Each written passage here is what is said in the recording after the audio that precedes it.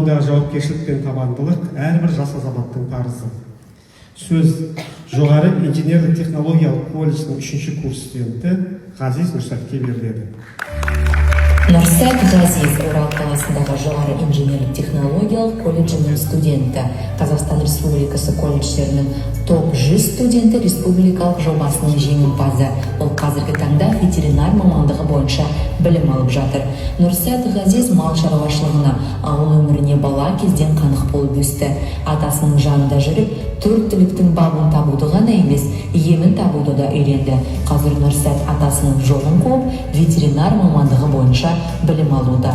Ауылда елдің дамуына үлес қосар мықты маман болып қалыптасу жолында жұмыстан келеді.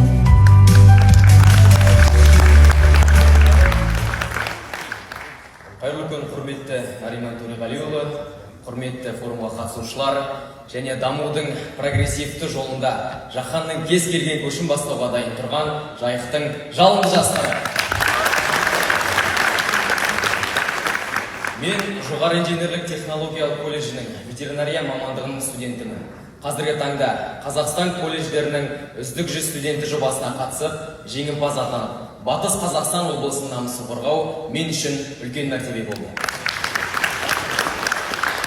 Осы жоба арқылы мен Ringo Milk жауапкершілігі шектеулі серіктестігінде дуалды оқыту жүйесі бойынша ветеринарлық фельдшер ретінде еңбек етіп, өзімнің тәжірибемді одан ары қарай нақтылап келемін.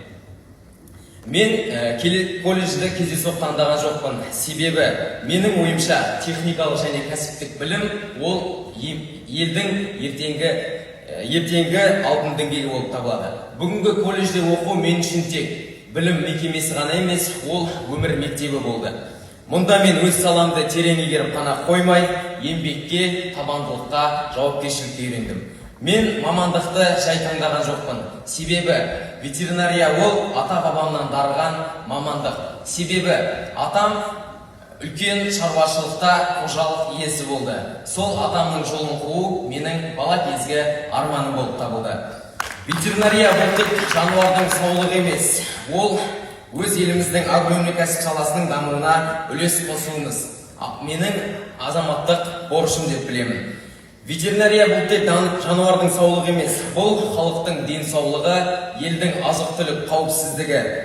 Әрбір егілген екпе, әрбір тексерілген мал ертеңгі болашақ ұрпақтың амандығының кепілі болып табылады. Мен тек қана мамандық емес, қазіргі таңда волонтер болып та жұмыс жасаймын. Қазақстан студенттері альянсы ұйымының волонтерлық корпус жетекшісін атқара жүріп, жастардың бойындағы жауапкершілікті, жастардың бойындағы жігер мен мейірімділікті біріктіріп, қоғамға пайда тигізуді басты мақсат етемін. Себебі өз елін сүйетін азамат елі үшін еңбектенетін тұлға болып табылады. Қазіргі қоғамда жұмысшы мамандықтардың беделі артып келеді. Себебі елдің іргетасын ұстап тұрған да осы мамандар. Дәнекерлеуші де, электрик те, механик те, ветеринар да ел дамуының тірегі. Біз еңбек адамын қадірлейтін қоғам құруымыз қажет. Себебі еңбек түбі береке, кәсіп түбі мереке деп бекер айтылған. Сондықтан құрметті жастар, өз мамандығыңызды таңдар кезде жүрекпен таңдаңыздар. Елге қызмет етіңіздер. Өз еңбегіңіздің елге пайдасын көруде, еңбек етуден ешқашан қорықпаңыздар. Біз еңбекке сүйенген, ісімен елін сүйген ұрпақпыз. Алға жайық жастары!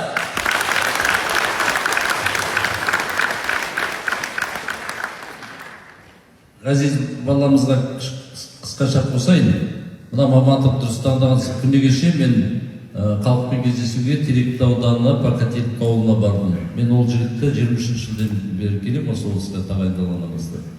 Әлі Биғазы ана ветеринар ағаның шектің аты келмеді, ұмытып қалып отырмын. Сол азамат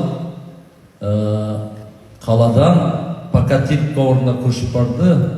Қателеспесем, жолдасы мұғалім, ұстаз. Дұрыс па, әлі Биғазы? Сол азамат қазір тек қана Батыс Қазақстан облысының малын емес, көрші Ақтөбе облысының малдарына да жаңа қызмет жасап жатыр. Яғни барып емдейді, жаңағы осеменение дейміз, өскөсін соны жасайды, басқа да дәрі-дәрмектерін береді. Ана ветеринарға деген сұраныс өте жоғары қазір. Сондықтан мына балама рахмет айтамыз. Міне керемет жалын сөздерімен жастарға осындай үндеу салып жатыр. Қыз балдарымыз да бар, ветеринар мамандар. Сондықтан да міне жігіттерді көп болған дұрыс қой енді, қанша дегенмен қыз балдарға қарағанда ауыр жұмыс. Сондықтан міне баламызға рахмет.